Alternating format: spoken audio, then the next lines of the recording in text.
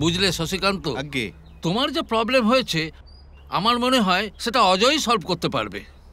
হ্যাঁ অজয় বাবু, সিটি বিল্ডারের থেকে আমি একটা ফ্ল্যাট কিনেছিলাম ইনস্টলমেন্টে। সেই সময় তার কস্ট ছিল 10 লক্ষ টাকা। আমি ঠিক টাইমে সব ইনস্টলমেন্ট পেইড করে দিয়েছি। এখন রেজিস্ট্রেশন করতে ওই বিল্ডার অস্বীকার করছেন। উনি এখন আপনাকে অস্বীকার কেন করছেন? সে বলছে বর্তমান ফ্ল্যাটের রেট বেড়ে গেছে।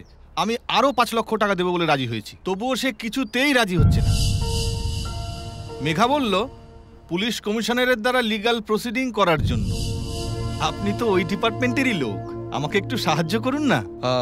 প্লিজ আমাকে ভুল বুঝবেন না। অ্যাকচুয়ালি আমি যেটা জানি যে সেই কোম্পানিতে রানার ফুল সাপোর্ট রয়েছে। তাহলে এই কেসে আমি কেন?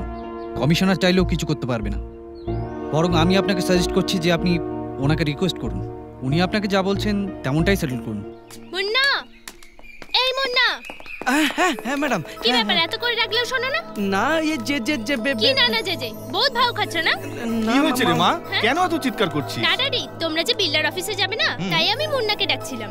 আরে বাবা, ওকে কেন হয়রানি করছিস বলতো? আমরা দুজন চলে যাব না? না না ড্যাডি, ওর যাওয়াটা খুবই দরকার। আচ্ছা, তোর যা ইচ্ছা। কেন আমাকে বারবার বিরক্ত করার জন্য আপনি চলে আসেন বলুন তো? আমি তো বলেছি আমার কাছে বর্তমানে টাকা নেই। ওই ফ্ল্যাটটা বিক্রি হওয়ার পরেই আপনার কথা চিন্তা করব। দেখুন, আপনি আমাকে এইভাবে বলবেন না। আমি রিটায়ারমেন্টের পর যা পয়সা পেয়েছিলাম তার সবই আপনাকে দিয়ে দিচ্ছি ফ্ল্যাটের জন্য। এখন আপনি আসুন, আমাকে একদিন বিরক্ত করবেন না তো? তাহলে আমি কালকে আসি? না, আপনার আসার দরকার নেই। আমার কাছে টাকা এলেই আপনাকে ডেকে দিয়ে দেবো। এই তাড়াতাড়ি চল।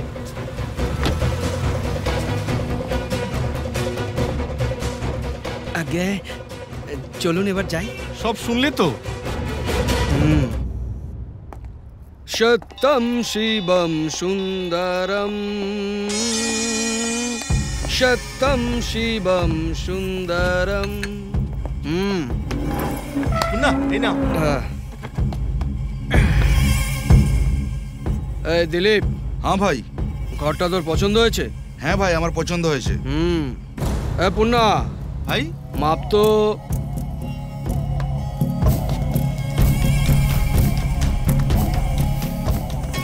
এই একে তোমরা এখানে কি তামাশা করছো? বেডরুম কটা আছে? আমি জিজ্ঞাসা করছি তুমি কে? এমন এক থাপ্পড় দেবো তোকে, দাঁত ভেঙে হাতে ধরিয়ে দেবো। বলবে বেডরুম কটা আছে? 5টা। 5টা। এই পূর্ণা। হ্যাঁ ভাই। কত হলো? 40/30। হ্যাঁ, ভেরি গুড। এই দিলীপ ভাই, দেওয়ানার কথাটা আজই হয়ে যাক। হ্যাঁ ভাই, হয়ে যাক। তোমরা কি এখানে এসে দাদাগিরি দেখাচ্ছ? আমি দাদাগিরি দেখাইনি, এবার দেখাবো আমি। দেখ দাদাগিরি, দেখ দাদাগিরি, দেখ দাদাগিরি। আরে ভাই, কেন এসব ভাগাভাগি করছো? এখন তো খালি জিনিসপত্র ভেঙেছি, এরপরে তোমার স্বামীর হাত পা ভেঙে দেবো। তুমি এসব করো না। তাহলে কি সব করবো? হ্যাঁ, আমি পুলিশকে ফোন করছি। পুলিশকে ফোন করছি? কর মেয়ে, পুলিশকে ফোন কর। তোমরা কি চাইছো?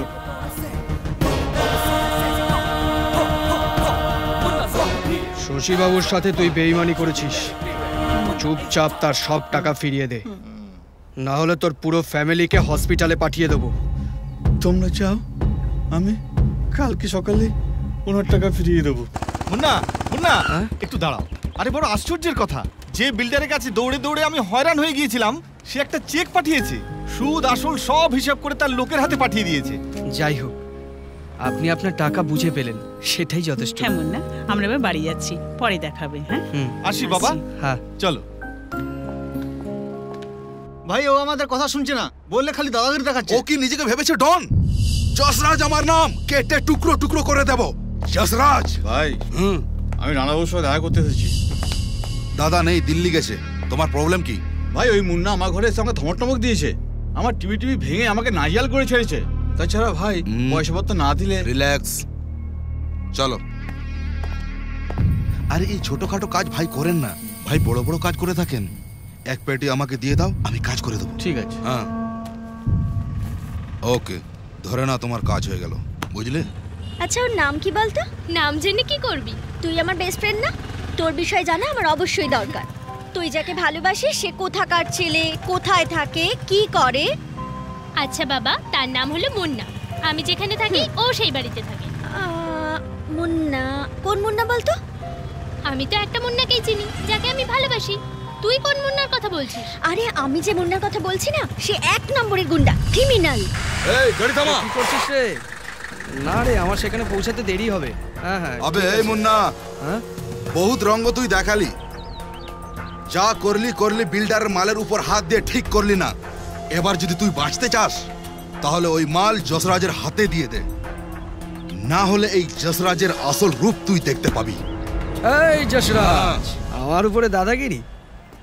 দেখো বাবা যশরাজ, মুন্না কারোর কখনো কিচ্ছু বাকি রাখে না। আমি 1 থেকে 5 পর্যন্ত গুনবো, তার ভিতরে তুই এখান থেকে কেটে পড়বি, আর না হলে তোর হাত পা দুটো ভেঙে দেবো। কি হাত পা ভাঙবি? আরে মুন্না, ও আবার গুন্ডা? আমি যে মুন্নাকে ভালোবাসি না, সে একদম ভীতু। আমি একটু বগলেই তার গা থেকে ঘাম বেরিয়ে যায়। তুই তাহলে আমি যে মুন্নার কথা বলছি সে নয়? সেও মুন্না নয়। 3 4 এই শোন, এ সেই মুন্না কি?